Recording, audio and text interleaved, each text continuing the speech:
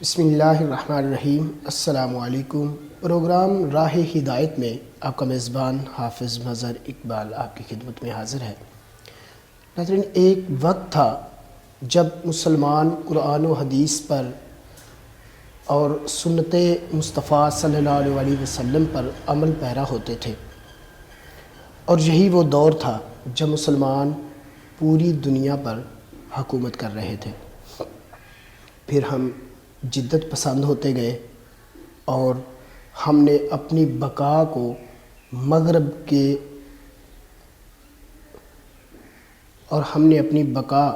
مغرب میں تلاش کرنا شروع کر دی، اور اب مغرب کے جو طور طریقے ہیں ان کو اپنانا ہی اپنی بقا سمجھ لیا، اور پھر ہم زوال پذیر ہوتے گئے اور آج تک ہیں۔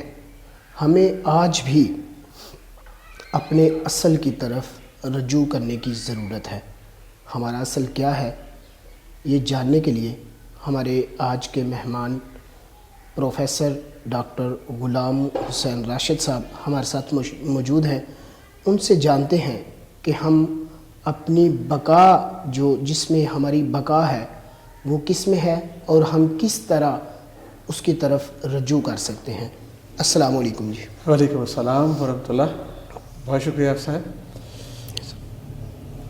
آپ نے جو سوال کیا ہے وہ بہت اہمیت کا حامل ہے، اور یقیناً جب انسان چوک جائے، غلطی کر جائے تو پھر اس کی اصلاح کی گنجائش ہوتی ہے۔ ہم سے کہیں نہ کہیں بھول ضرور ہوئی ہے۔ جو ہم دنیا کے وہ آسمان پہ چمکتے جگمگاتے ہوئے ماہتاب و آفتاب تھے، تو ہم کہیں چوکے تو ہیں جو آج اس کار مذلت میں بہت گمنامی میں چلے گئے ہیں۔ قرآن مقدس میں سورہ یونس میں اللہ رب العزت ارشاد فرماتے ہیں، اے لوگو، یہ قرآن تمہارے لیے، تمہارے پاس تمہارے رب کی طرف سے نصیحت اور دلوں کی بیماریوں کی شفا اور مومنوں کے لیے ہدایت اور رحمت آ پہنچی ہے۔ اس میں بہت کمپریہنسو قسم کا پیغام ہے۔ نصیحت کہا گیا، بیماریوں کی شفا کہا گیا، مومنوں کے لیے ہدایت کہا گیا اور رحمت کہا گیا۔ ہم نے بہت افسوس کے ساتھ کہنا پڑ رہا ہے کہ ہم چونکہ اس طرح ہیں کہ اس اتنے کمپریہنسو میسج آف المائٹی اللہ کو ہم نے صرف ایک چیز میں محدود کر دیا، اور وہ ہے کہ اس کو پڑھتے رہیں، دہراتے رہیں بغیر سمجھے ہوئے۔ میں یہاں ایک مثال سے اپنا نقطہ نظر آپ کے سامنے واضح کرتا ہوں اور ناظرین کو دعوت فکر دیتا ہوں۔ کاشف کو ایک قلم ملا اس کے ماموں کی طرف سے۔ اس کے ماموں نے اس کو بہت قیمتی اعلیٰ قسم کا قلم تحفے میں بھیجا فوراً سے۔ کاشف صاحب اس سے سب کچھ کرتے تھے سوائے لکھنے کے۔ کان میں خارش ہے وہ خارش کر لیتے تھے، کمر کھجانی ہے تو وہ قلم سے کمر بھی کھجا لیتے تھے۔ اس کے ساتھ میں نے انہیں ازار بند شلوار میں نالا بھی ڈالتے دیکھا۔ میں نے انہیں ایک دفعہ دیکھ کر چونک گیا کہ دیوار میں وہ اڑس کر کے ٹھونک کر کے قلم کو اس پہ انہوں نے کیپ لٹکائی ہوئی تھی، لیکن کبھی بھی انہوں نے اس سے لکھنے کی زحمت گوارا نہ کی۔ کچھ ایسا ہی معاملہ قرآن پاک کے ساتھ ہے۔ ہم کیا کرتے ہیں، ہم نے اسے بچیوں کو سایہ قرآن میں رخصت کرتے ہیں۔ آپ نے ایک عام منظر دیکھا ہوگا، ہم نے دیکھا کہ حلف اٹھانے کے لیے قرآن ہر وقت موجود ہے۔ تقاریب کا افتتاح، گھر کا افتتاح، کسی فنکشن کا افتتاح، اس کو کرنے کے لیے ہر وقت ہم راضی تیار قرآن کا استعمال کرتے ہیں۔ اس کے علاوہ مردے بخشوانے کے لیے اور ان کو فی الجنہ بھیجنے کے لیے ہم ہر وقت اتنی لمبی محافل کرتے ہیں۔ اور جو اس کا اصل مقصود تھا کہ ہدایت حاصل کی جائے، اللہ کے پیغام کو سمجھ کے عمل پیرا ہو کے اس کو صحیح معنوں میں جزوِ کردار اور جزوِ حیات بنایا جائے، اس سے ہم بہت دور چلے گئے۔ پیارے آقا کریم صلی اللہ علیہ وآلہ وسلم شافع محشر ہوں گے قیامت کے دن۔ انہوں نے تمام امت کو بخشوانا ہے، ان کی شفاعت کریں گے، لیکن اس سے پہلے قرآن کے مطابق وہ اس امت کی شکایت لگائیں گے اللہ کے سامنے اور فرمائیں گے وقال الرسول یا رب قوم اتخذوا ھذا القرآن مہجورا، رسول فرمائیں گے، عرض کریں گے اپنے رب کی بارگاہ میں، اللہ میری اس قوم نے، میری اس امت نے قرآن کو پیٹھ پیچھے پھینک دیا تھا۔ پیٹھ پیچھے پھینکنے کی حافظ صاحب یہی صورتیں ہیں کہ اس کو پہلے تو پڑھا ہی نہ جائے، نمبر 2 گلدستہ تاکہ نسیاں بنا دیا جائے، سجا دیا جائے اونچا، دوسرا ہے کہ اگر پڑھا جائے تو سمجھا نہ جائے، تیسری صورت ہو سکتی ہے کہ پڑھ کے سمجھ کے عمل پیرا نہ ہوا جائے۔ تو یہ ساری چیزیں، یہ ساری صورتیں قرآن کو پیٹھ پیچھے پھینکنے کے مترادف ہیں۔ اب اسی چیز پہ بہت دکھ کے ساتھ ماہر القادری ہمارے دور کے بہت بڑے شاعر، انہوں نے قرآن کی فریاد کے نام سے ایک نظم جو ہے وہ میں چند اشعار آپ کی خدمت میں اور ناظرین کے ساتھ شیئر کروں گا۔ قرآن جو ہے وہ فریاد کرتا ہے، قرآن کی فریاد اس نظم کا نام ہے۔ تاکوں میں سجایا جاتا ہوں، آنکھوں سے لگایا جاتا ہوں، تعویذ بنایا جاتا ہوں، دھو دھو کے پلایا جاتا ہوں، جس طرح سے طوطا مینا کو کچھ بول سکھائے جاتے ہیں، اس طرح پڑھایا جاتا ہوں، اس طرح سکھایا جاتا ہوں۔ جب قول و قسم لینے کے لیے تکرار کی نوبت آتی ہے، پھر میری ضرورت پڑتی ہے، ہاتھوں پہ اٹھایا جاتا ہوں۔ یہ مجھ سے عقیدت کے دعوے قانون پہ راضی غیروں کے، یوں بھی مجھے رسوا کرتے ہیں، ایسے بھی ستایا جاتا ہوں۔ اور کس بزم میں مجھ کو وار نہیں، کس عرس میں میری دھوم نہیں، پھر بھی میں اکیلا رہتا ہوں، مجھ سے بھی کوئی مظلوم نہیں۔ قرآن مظلوم بن گیا، ہم مسلمان قوم نے اس کو ایک مظلوم کے مقام پہ پہنچا دیا۔ آپ کے سوال کا دوسرا حصہ یہ ہے کہ دور حاضر میں ہم وہ رفت و شان حاصل کرنے کے لیے کیسے دوبارہ قرآن کی طرف رجوع کر سکتے ہیں، یا نسل نو کو، ینگ بلڈ کو، ینگ جنریشن کو کس طرح قرآن کے ساتھ جوڑا جا سکتا ہے۔ اب صاحب یہ بہت آسان کام ہے۔ اگر میں یہ کہوں کہ جیسے ماڈرن ٹیکنالوجی نے اور زندگی میں ہمیں آسانیاں فراہم کی ہیں، بعین ہی قرآن کی تفہیم پہلے سے بھی زیادہ آسان ہو گئی ہے۔ پہلے تو یہ میں عرض کرتا چلوں کہ اللہ رب العزت قرآن پاک میں ارشاد فرماتے ہیں سورہ قمر میں، القمر میں، اور یہ انٹرسٹنگ ٹو بی نوٹڈ کہ یہ ایک دفعہ نہیں، یہ آیت کریمہ 6 دفعہ اللہ رب العزت نے دہرائی ہے، حالانکہ ایک دفعہ کہہ دینا بھی کافی تھا۔ سورہ قمر میں اللہ رب العزت 6 دفعہ ارشاد فرماتے ہیں وَلَقَدْ يَسَّرْنَا الْقُرْآنَ لِلذِّكْرِ فَهَلْ مِن مُدَّكِرٍ، ہم نے اس قرآن کو آسان بنا دیا سمجھنے کے لیے، کوئی ہے جو نصیحت حاصل کرے؟ یعنی اللہ رب العزت کی کہی ہوئی بات غیر اہم نہیں ہے۔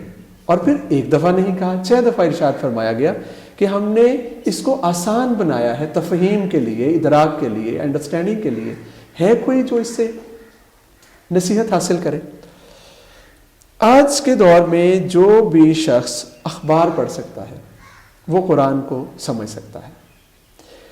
مجھے یاد پڑتا ہے کہ جب بہت پرانی بات، کوئی 20-30 سال پہلے کی پرانی بات ہے، جب مجھے شوق ہوا کہ میں قرآن کا ترجمہ پڑھوں تو میں نے بازار سے خریدا ایک نسخہ جس میں ترجمہ بڑی کوشش کر کے پیمنٹ دے کے، اس کے بعد اس میں کچھ ایسی مشکلات یا مشکل الفاظ یا کچھ کہہ لیجئے گا نان کلیئرٹیز میرے لیے تھی کہ مجھے ضرورت محسوس ہوئی کہ ایک نسخہ اور خریدنا چاہیے، یہ پوری تفہیم اور ادراک نہیں ہو پا رہا۔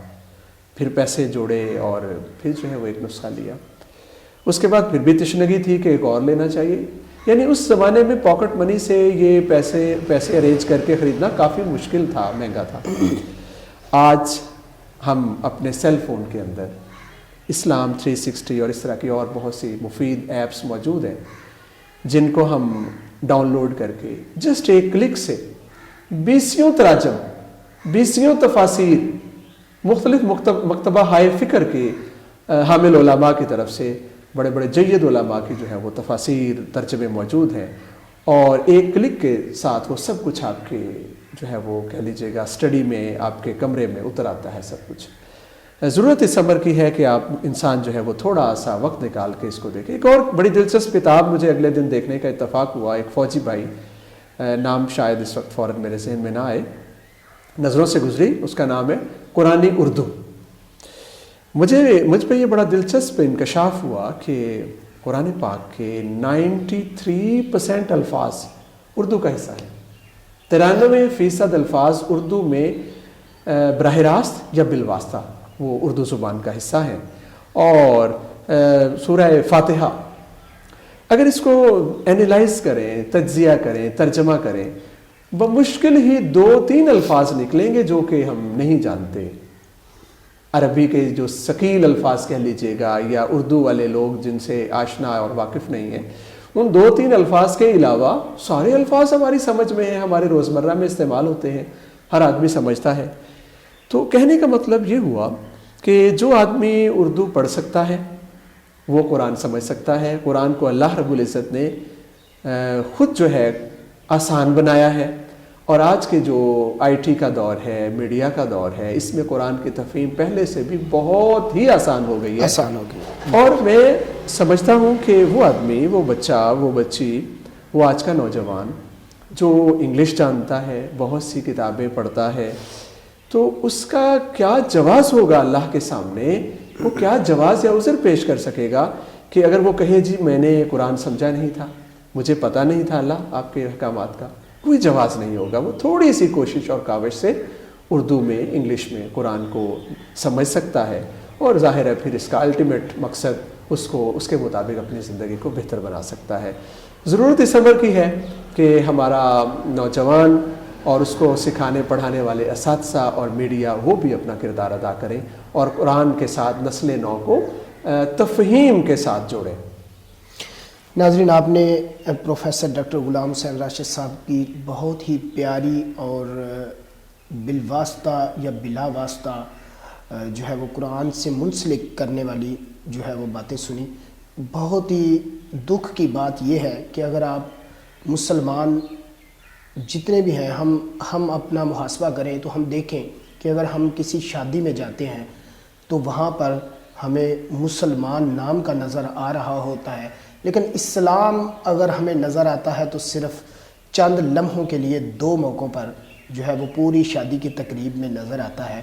ایک تب جب نکاح خان نکاح پڑھا رہا ہوتا ہے، تب ہمیں پتہ چلتا ہے کہ ہم سنت نبوی ادا کر رہے ہیں، اور دوسرا وہ جب آپ رخصتی کر رہے ہوتے ہیں تو ہم اپنے قرآن پاک کو بٹیا کے سر کے اوپر رکھ کے تو ہم مسلمان ہونے کا ثبوت دیتے ہیں.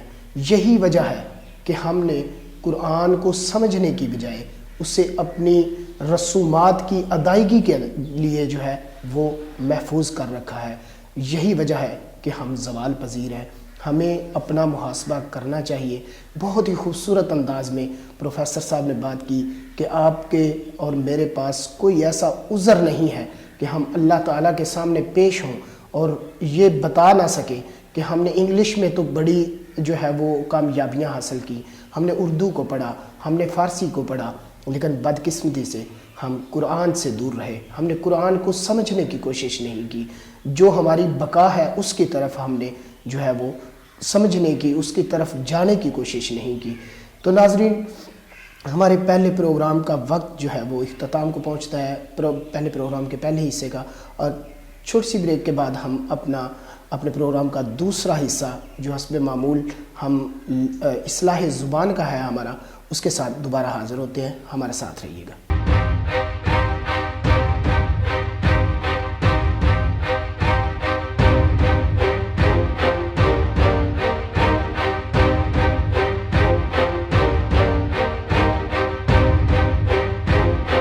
Welcome back. جی، آج ہمارا جو اصلاح زبان کا سیشن ہے اس میں ہم سب سے پہلے اردو کی بات کریں گے، اور اردو کے ہم آج جو 3 الفاظ لے کر آئے ہیں ان کی ہم املا جو ہے وہ درست کروائیں گے. ناظرین، آپ کو بتاتا چلوں کہ اسکرین پر ہمارا ای میل ایڈریس اور واٹس ایپ نمبر جو ہے وہ آپ کو نظر آ رہا ہے. آپ اپنے سوالات اور اپنے الفاظ ہمیں ای میل کر سکتے ہیں اور واٹس ایپ بھی کر سکتے ہیں، اور اپنی جو قیمتی آراء ہے وہ بھی ہمیں ضرور اس سے بھی آگاہ کیجیے گا. تو ہمارا آج اردو کے جو 3 الفاظ ہیں وہ ہے جی کاروائی، پتہ اور گرم مسالہ. اسکرین پر آپ کو دکھا رہے ہیں کہ یہ کاروائی لفظ جو ہے یہ ہم روٹین میں کس طرح لکھتے ہیں، لیکن وہ غلط ہے. جو درست ہے وہ بھی کار روائی ہے، یعنی کہ اس میں 2 بار رے آتی ہے. جبکہ پتہ ہم جو لکھتے ہیں وہ بھی اسکرین پر آپ کو نظر آ رہا ہوگا، کہ پتہ ہم کس طرح لکھتے ہیں اور یہ غلط ہے، پتہ الف کے ساتھ جو ہے وہ درست ہے۔ اس کے علاوہ گرم مسالہ ہم جو لکھتے ہیں مصالحہ، یہ غلط ہے، گرم مسالہ میم سین الف لام الف لا، یہ درست ہے۔ اور انگلش کے ہم جو 3 الفاظ لے کر آئے ہیں وہ ہے جی پہلا ڈوز۔ جی پروفیسر صاحب، انگلش کے الفاظ کا جہاں تک تعلق ہے، ڈوز DOZE ڈوز، اونگنا ایک لفظ ہے، اونگنا وہ بالکل الگ لفظ ہے ڈوز، اور DOSE ڈوز پڑھا جائے گا اس کو سین کے ساتھ، خوراک جو دوا کی خوراک ہم لیتے ہیں اس کا درست تلفظ ہے ڈوز۔ بولنے میں ہم اس کو جسے بولتے ہیں ڈوز، یہ غلط ہے، جبکہ صحیح اس کا ہے ڈوز۔ تو دوسرا ہے جی انکریز، یعنی کہ کسی چیز میں اضافہ کرنا، اس کو کس طرح کو بولیں بھی گے؟ ہمارے عام طور پہ انکریز بولا جاتا ہے، لیکن اس کا بھی درست تلفظ جو ہے وہ انکریز ہے، سین کے ساتھ ہے۔ یعنی کہ اس کے آخر پہ بھی زے نہیں ہے بلکہ اس کے آخر پر بھی سین ہے، تو اس کو بھی ہم انکریز نہیں بلکہ انکریز پڑھیں گے اور بولیں گے۔ اور اس کے علاوہ تیسرا ہے جی چیز، ٹارگٹ چیز کیا یا کسی چیز کو چیز کرنا، اس کو کیسے؟ یہ بھی غلط بولا جاتا ہے، اس کا بھی درست تلفظ چیس ہے، سین کے ساتھ ہے، چیز نہیں۔ تو ناظرین، ہمارا یہ دوسرا سیشن اصلاح زبان، اس میں ہم نے آپ کو اردو کی املا کا بتایا اور اس کے علاوہ انگلش کے جو 3 لفظ جو وربلی ہم یوز کرتے ہیں وہ ڈوز نہیں بلکہ ڈوس، انکریز نہیں بلکہ انکریس، اور تیسرا ہے جی چیز نہیں چیس۔ اس کے ساتھ ہی ہمارے آج کے پروگرام کا وقت اختتام کو پہنچا۔ اپنے میزبان حافظ مظہر اقبال کو اجازت دیجیے۔ پاکستان زندہ باد، پاکستان پائندہ باد۔